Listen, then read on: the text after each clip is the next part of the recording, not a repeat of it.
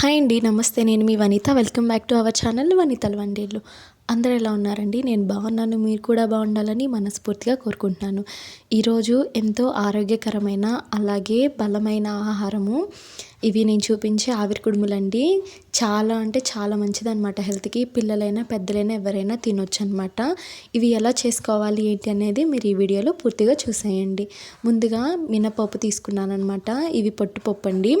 ఇవి నేను ఉదయం నానబెట్టేశాను. నేను ఇక్కడ సాయంత్రం చేస్తున్నాను కాబట్టి మార్నింగ్ నానబెట్టేసుకొని వీటిని శుభ్రంగా కడిగేసుకుంటున్నాను అనమాట. పొట్టు అనేది పూర్తిగా తీసేయకుండా కొంచెం తీసేసుకోండి. పొట్టు కొంచెం ఉంచుకుంటేనే టేస్ట్ చాలా బాగుండిద్ది.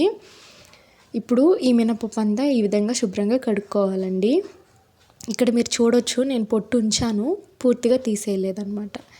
మినపప్పు చూడండి చాలా బాగా నానాయి. ఇప్పుడు ఈ కడిగిన మినపప్పుని ఒక మిక్సీ జార్ తీసుకొని ఈ మిక్సీ జార్లో వేసి ఇప్పుడు మిక్సీ పట్టుకోవాలి. అప్పట్లో పెద్దవాళ్ళు ఏం చేసేవాళ్ళంటే రోట్లో రుబ్బేవాళ్ళండి. రోట్లో రుబ్బి బాగా పొయ్యి మీద పెట్టి అట్లా చేసేవాళ్ళు అనమాట. ఈ ఆవిరి కుడుములు అనేవి చాలా మంచిదండి హెల్త్‌కి. నడుము నొప్పి అట్లా అనిపించినప్పుడు కనుక ఇవి చేసుకొని తింటే వరుసగా నడుము నొప్పి అనేది తగ్గుతుంది. చాలా బలమైన ఆహారం. మినప్పప్పు మిక్సీలో వేసేసి అందులో రుచికి సరిపడా సాల్ట్, కొంచెం జీలకర్ర వేసుకోవాలి. మీకు ఇష్టమైతే ఇందులో పచ్చిమిరపకాయలు కూడా వేసుకోవచ్చు. నేనైతే వేయట్లేదు. ఇప్పుడు ఫస్ట్ వాటర్ పోయకుండా మిక్సీ పట్టుకోవాలి. దాని తర్వాత కొంచెం వాటర్ పోసేసి ఈ విధంగా పట్టుకోవాలన్నమాట. పిండి ఎలా ఉండాలి అంటే మరీ మెత్తగా కాకుండా మరీ బరకగా కాకుండా ఈ విధంగా ఉంటే సరిపోతుంది. చూసారా, ఈ విధంగా ఉండాలన్నమాట. ఇట్లా ఉంటే మనము ఆవిరి కుడుము పెట్టుకోవడానికి చాలా బాగుండిద్ది. అప్పట్లో ఏం చేసేవాళ్ళంటే క్లాత్ పెట్టేసి చేసేవాళ్ళు. కానీ ఇప్పుడు అంత పెద్ద ప్రాసెస్ మన వల్ల కాదు కాబట్టి నేనైతే ఈ విధంగా చేస్తున్నాను. ఇక్కడ నా దగ్గర ఆవిరి కుడుములు పెట్టుకునే ప్లేట్లు ఉన్నాయి. అంత పిండి 2 ప్లేట్లలో ఎన్నిసార్లు పెట్టాలి, లేట్ అవుతుందని చెప్పేసి నేనైతే ఇడ్లీ ప్లేట్లో పెడుతున్నాను. మీకు ఇష్టమైతే ఆవిరి కుడుములు పెట్టుకునే ప్లేట్లైనా పెట్టుకోవచ్చు, లేదంటే ఈ విధంగా ఇడ్లీ ప్లేట్లైనా పెట్టుకోండి. ముందుగా ఇడ్లీ పాత్ర తీసుకొని అందులో వాటర్ పోసేసి ఈ విధంగా ప్లేట్ పెట్టేసి కొంచెం ఆయిల్ వేసి మొత్తము పూస్తున్నా అనమాట ప్లేట్కి. మీరు ఆయిల్ వేయకుండా అయినా పెట్టుకోవచ్చు, ఏం కాదు. ఆయిల్ కొంచెం పూసుకున్నామంటే అంటుకోకుండా వచ్చేస్తాయని చెప్పేసి పూస్తున్నాను అంతే. ఇట్లా ఈ విధంగా ఆయిల్ అంతా పూసేసి దీంట్లో మనం పిండి పెట్టుకోవాలి. పిండి ఏ విధంగా పెట్టాలి అంటే మరీ మందంగా కాకుండా మరీ పలుచగా కాకుండా ఈ విధంగా స్ప్రెడ్ చేయాలి.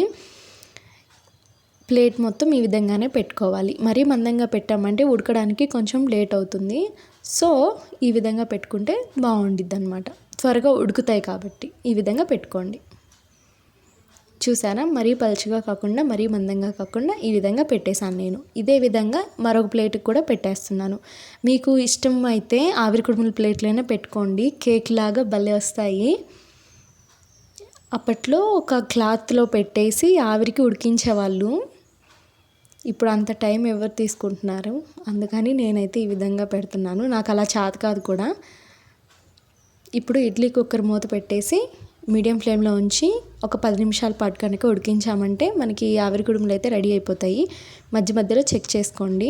నేను ఒక 6 మినిట్స్ తర్వాత మూత తీసి చూశాను. మూత తీసి చూస్తే ఇక్కడ చూడొచ్చు మీరు, అంటుకుంటుందన్నమాట. అంటే ఇది ఇంకా ఉడకలేదు పిండి అని అర్థం. మూత పెట్టేసి మరొక 5 నిమిషాల పాటు ఉడికించానండి. ఉడికిస్తే ఆవిరి కుడుములు అయితే ఉడికిపోయాయి. ఇప్పుడు మీరు చూడొచ్చు, నేను టచ్ చేస్తే ఆ పిండి అనేది మన చేతికి అంటుకోవట్లేదు. ఇక్కడ మీరు చూడొచ్చు ఫస్ట్కి ఇప్పటికి. సో ఇవి ఉడికాయని అర్థము. ఇప్పుడు స్టవ్ ఆఫ్ చేసేసుకొని ఇంకా ప్లేట్లోకి సర్వ్ చేసేసుకోండి. వేడివేడిగా ఈ ఆవిరి కుడుములతోటి మనము టమాటా పచ్చిమిరపకాయల పచ్చడైనా బాగుంటుంది, లేదు అంటే కొబ్బరి కారము నెయ్యి వేసుకొనైనా తినొచ్చు. చాలా ఈజీగా ఉన్నాయి కదా, మీరు కూడా తప్పకుండా ట్రై చేయండి. చాలా హెల్దీ అండ్ టేస్టీ ఫుడ్ అనమాట. నచ్చినట్టయితే లైక్ చేయండి, అలాగే నా ఛానల్ని సబ్స్క్రైబ్ చేసుకోండి. Thank you for watching.